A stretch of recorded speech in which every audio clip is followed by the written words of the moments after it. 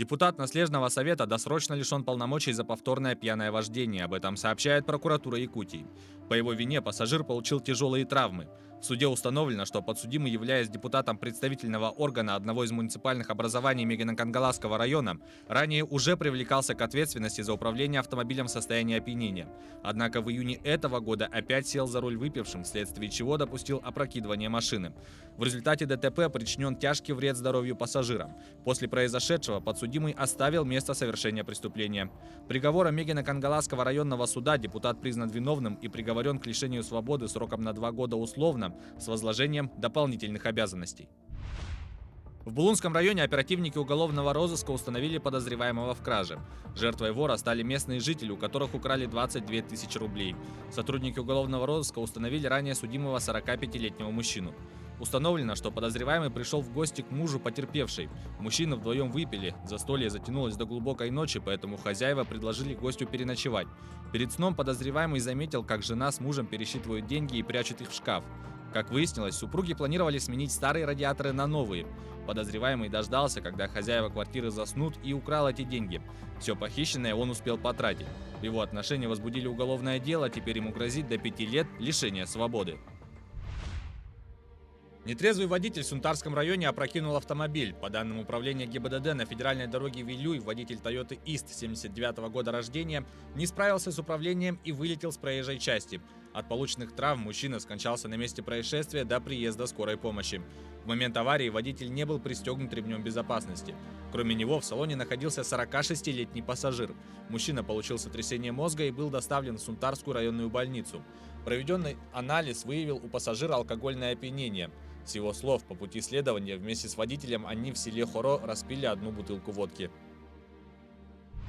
В службу спасения Якутии поступило сообщение о том, что в двухэтажном деревянном доме на улице Кальвица в Якутске обрушился потолок. Выяснилось, что потолок рухнул в одной квартире на 2-м этаже. По сообщению спасателей, благодаря тому, что в момент обрушения в коридоре квартиры никого не было, обошлось без пострадавших. Со слов хозяев квартиры, сначала ранним утром были слышны странные звуки, а потом потолок рухнул. По факту обрушения будет проведена прокурорская проверка.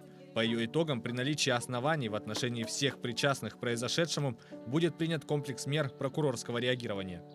Многоквартирный дом, где произошло обрушение части потолка, аварийным не признавался.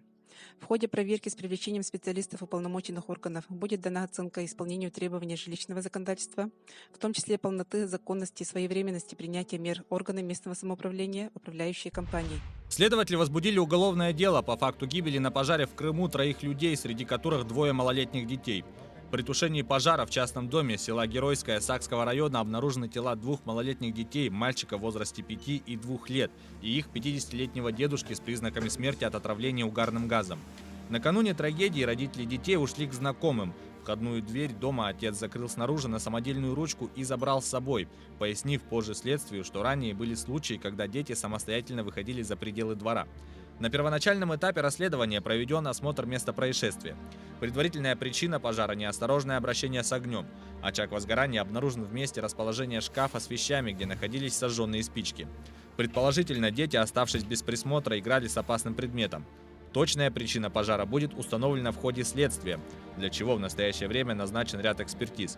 В качестве свидетелей допрошены родители погибших детей, соседи и специалист районного социального центра.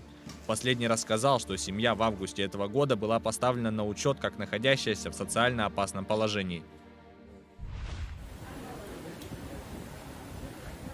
Тропический шторм «Гамма» в субботу накрыл остров Касумель у побережья мексиканского полуострова Юкатан и в тот же день достиг материка. Он 24-й ураган с именем в этом году и 3-й, который назван не как мужчина или женщина, а обозначен буквой греческого алфавита. Альфа и бета сформировались и рассеялись в сентябре. Шторм «Гамма» принес с собой мощные порывы ветра и высокие волны, выпало около 40 сантиметров осадков. В течение ближайших дней на Юкатане и в штате Китана-Роо ожидаются проливные дожди. Отдыхающим в приморских отелях и местным жителям придется сидеть по домам.